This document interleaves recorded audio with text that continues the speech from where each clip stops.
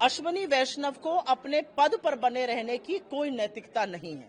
असलियत यह है कि कोई और होता तो बहुत पहले इस्तीफा दे दिया होता, लेकिन जैसे मास्टर वैसे वो, जैसे ऊपर के आका 63 सीट हारने के बाद मोदी जी चिपके हुए हैं अपनी सीट से, तो वो कैसे इस्तीफा दे देंगे।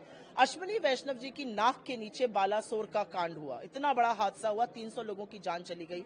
अब फिर ये हुआ, ठीक 1 साल पहले हुआ था। 1 साल में अश्विनी वैष्णव ने रेल को सुरक्षित करने के लिए, रेल यात्रियों के मन से आशंका को हटाने के लिए क्या काम किया।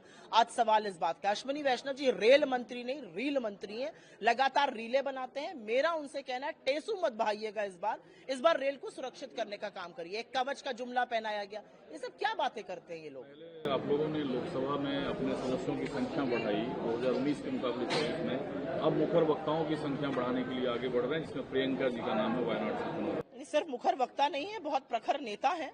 उनके नेतृत्व का लोग लोहा मानते हैं। मेरा अपना मानना है कि जिस सदन में राहुल गांधी को नहीं कंट्रोल कर पा रही थी भाजपा, उसमें अब प्रियंका जी होंगी, उसमें इंडिया गठबंधन के तमाम प्रबल नेता होंगे। क्या होगा हाल भारतीय जनता पार्टी का, मुझे तो ये सोच के रोमांच आता है।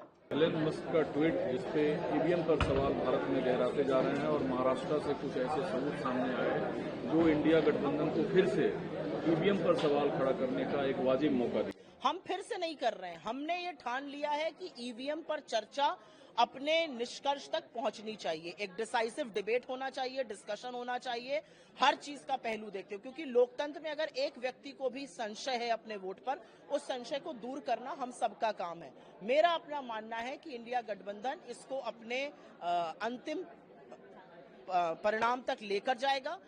जो सुनने में आ रहा है महाराष्ट्र से, वो बहुत व्यथित करने वाला है। रिलेटिव का फोन, उस पर वो ईसी से कनेक्टेड है। ये क्या हो रहा है? क्या लोकतंत्र इस तरह से चलेगा? 48 वोट से महज आप जीत जाते हैं। इस इलेक्शन को कैंसिल करके सबसे पहले री इलेक्शन कराना चाहिए। सरकार में भले ही एनडीए है, लेकिन मामला 50-50 का है, कमोवेश।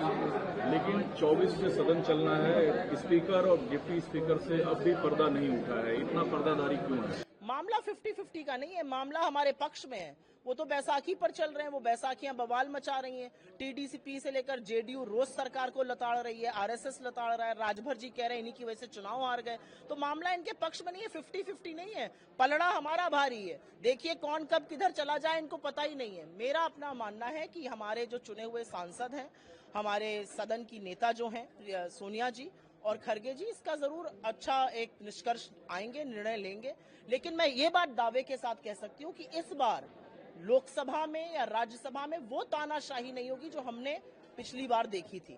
14 मिनट राहुल जी बोले और 11 मिनट स्पीकर को दिखाया जाए, अब वो नहीं हो सकता है। अब वो बदलना होगा, क्योंकि लोकसभा या सदन गरिमा से, मर्यादा से चलेगा, तानाशाही से नहीं चलेगा।